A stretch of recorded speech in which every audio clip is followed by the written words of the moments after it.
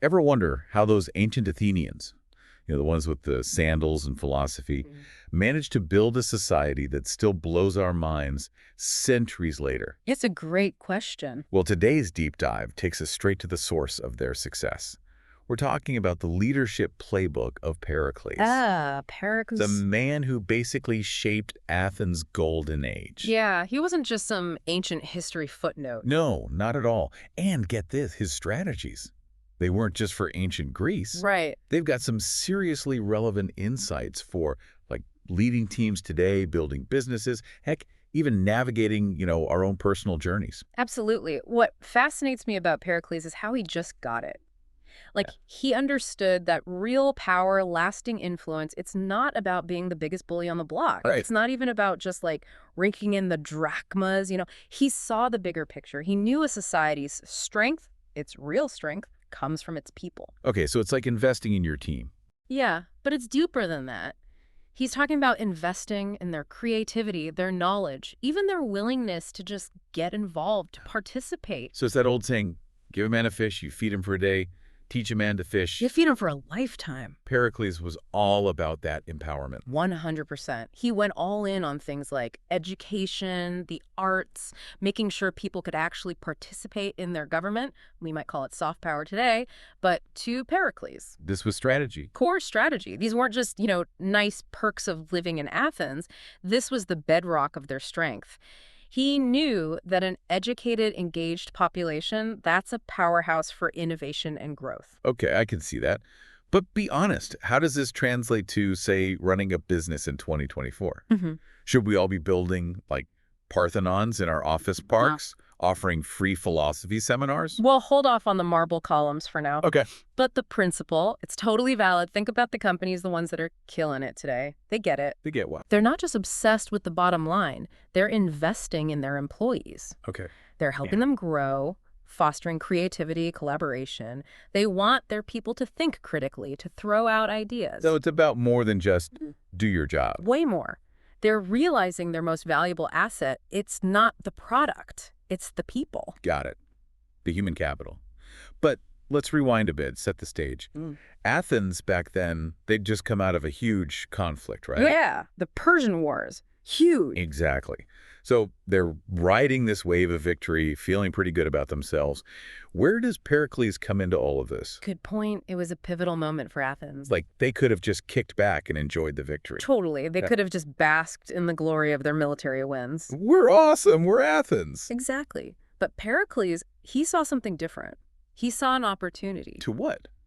Just keep conquering. No, not just to celebrate the win, but to actually leverage it, to build something that would last. He knew that victory, it was more than an endpoint. It was fuel for progress. So it's like that feeling when you land a big client or close a huge deal. There you go. There's this energy, Momentum. And Pericles tapped into that to propel Athens forward. I like it. So instead of just focusing on the next military campaign, he's thinking bigger picture. He's thinking legacy. He decides to channel those resources, all that post-victory energy, into something much more lasting. And that's where we get the Parthenon, right? The Parthenon, the Acropolis, a whole Athenian Renaissance. He was transforming the city into a cultural and intellectual powerhouse. And the Parthenon, it wasn't just about having a shiny new temple, right? Right. It was a statement. A statement of Athenian ambition, their creativity, their devotion to their gods. It was about creating something that would inspire awe for generations. It's like building your company's mission statement out of marble. Exactly. Pericles was a master of symbolism. He knew that building wasn't just for his time. It was a legacy project. Solidifying their place in history. 100%. It makes you think, what are we building today that will have that kind of impact? What will inspire future generations? Right. Are we thinking big enough? Okay, so we've got these grand structures, symbols of ambition. But what about the people? How did Pericles start to actually reshape Athenian society? Well, one of his most significant moves, and it's often overlooked, was his unwavering dedication to democracy. Right. Athens, the birthplace of democracy. Exactly. And Pericles, he wasn't just paying lip service to it. He truly believed in this system, not as some fluffy ideal, but as a practical way to achieve progress. Interesting. So for him, democracy wasn't just some abstract ideal, it was a tool. Exactly. He believed that empowering citizens to actually have a say in their government wasn't just fair, it was smart. Okay, I can see that. Gets people invested. Yeah. But how did he actually empower them? Well, he took the existing democratic institutions and he made them more inclusive, more accessible to everyday Athenians. And he didn't just give them a He voice. gave them a stake in the game. Yes. And he did this with something honestly kind of revolutionary for the time. He introduced a paid public service. Wait, what? Like getting paid to be in the government. You bet. And let me tell you, this was a game changer. So it wasn't just for the wealthy elite anymore. Right. Even citizens who weren't rolling in drachmas, they could serve in government. It broke down those barriers that had kept so many people from participating. Brilliant. That's like saying your voice matters so much we'll pay you to be here to share it. Exactly. And that idea, it still resonates today. Think about how important it is to have diverse voices at the table, whether it's government, business, whatever. Right. You need different perspectives, different experiences. Exactly. When we make systems more inclusive, we get better solutions. That was Pericles' genius. Ugh. But Pericles, he knew there was more to it than just laws and government, right? A great society needed a soul. So he turned his attention to the arts, education, creating those spaces where people could just connect, to debate, share ideas, all that. Okay, so he's thinking about more than just like conquering stuff and economic growth. He wants to cultivate the Athenian spirit. Exactly. He wanted to nurture their creative side, that intellectual curiosity that was already there. And it wasn't just about throwing money at artists and hoping for the best. Right, he had a plan. Always. He saw art as this powerful tool, a way to shape public opinion, to get people thinking about the big questions. It's funny, right? Because we tend to think of art as subjective, just personal expression. But Pericles saw it as something, I don't know, almost essential. Absolutely. Think about it. Art, music, literature, it challenges us, moves us, makes us think. Sometimes it even helps us understand each other a little better. Pericles, he knew that a society without art, it would be a society without a soul. Interesting. So how do you go about making Athens this hub of creativity? Were there like government-sponsored art grants back then? Did Pericles have a team scouting for the next big playwright? Maybe not exactly like that. But he set the stage, He invested in theaters, made them bigger and better, made sure everyone could attend.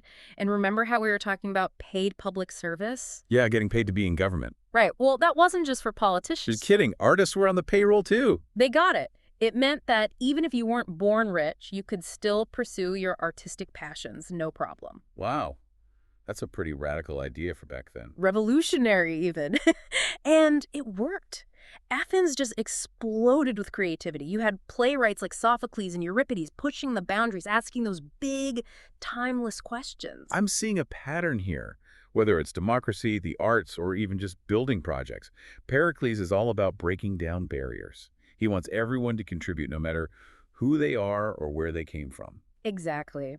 And that brings us to another fascinating part of Athenian life, the agora. The agora, okay, remind me, that was like their... The marketplace. But it was way more than just a place to buy your sandals and olives. Right. This was the heart of Athens, bustling, chaotic even.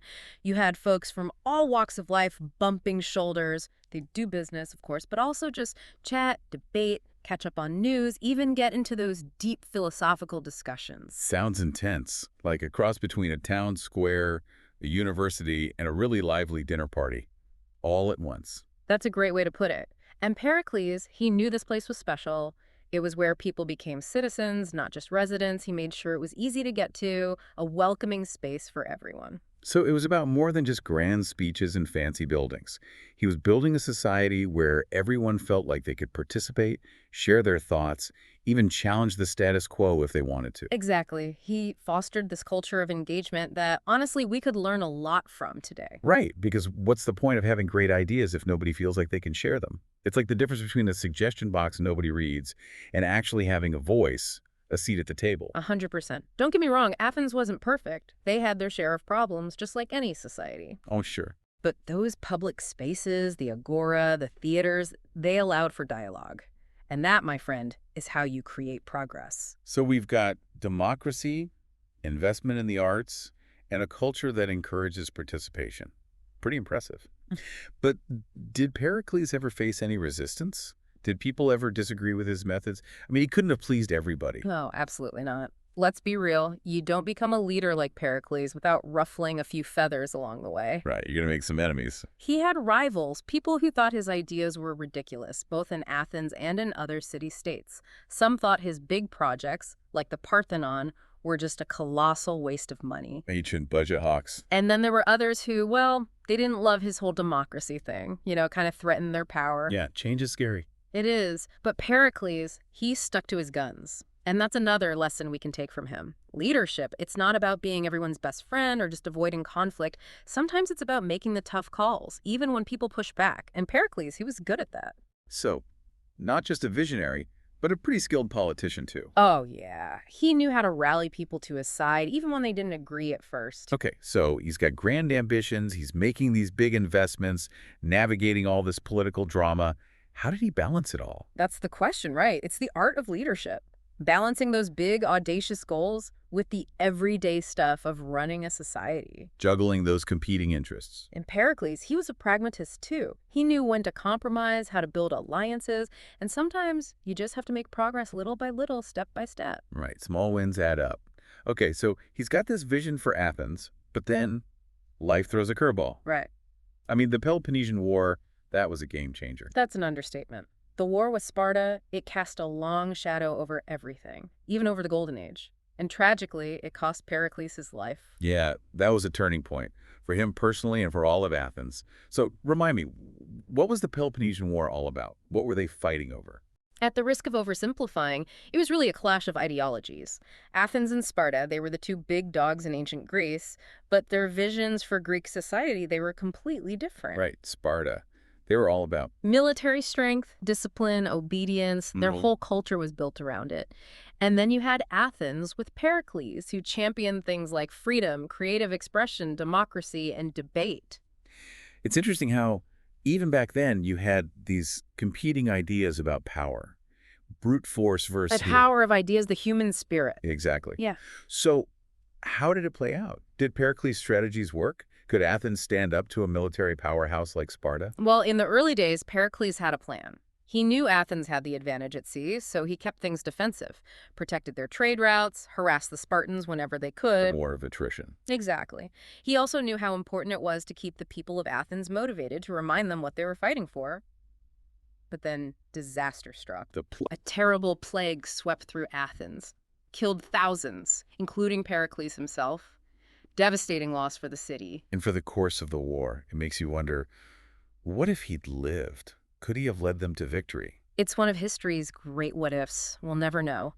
But even though he didn't live to see the end, his impact, his legacy, it went far beyond his lifetime. And not just because of the Parthenon or the Acropolis, it was the ideas he stood for. That belief in the power of the human spirit, the importance of knowledge, art, democracy. Those are things that endure. And that's something we can all take inspiration from. It reminds us that even if we don't see the results right away, what we do, the choices we make, they can have a ripple effect. Absolutely. And that's a powerful lesson to carry with us, whether we're leading teams, building businesses, or just trying to leave the world a little better than we found it.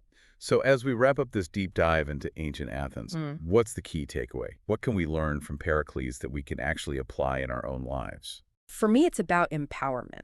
True leadership, it's not about being in charge. It's about empowering those around you. It's about creating that environment where people feel inspired to share their talents, their ideas. That's how you achieve something truly amazing. It's about building your own Acropolis, even if it's just within your own team or community. I like it. On that note, we'll leave you to ponder that. What legacy are you building? Until next time, keep those brain muscles flexed.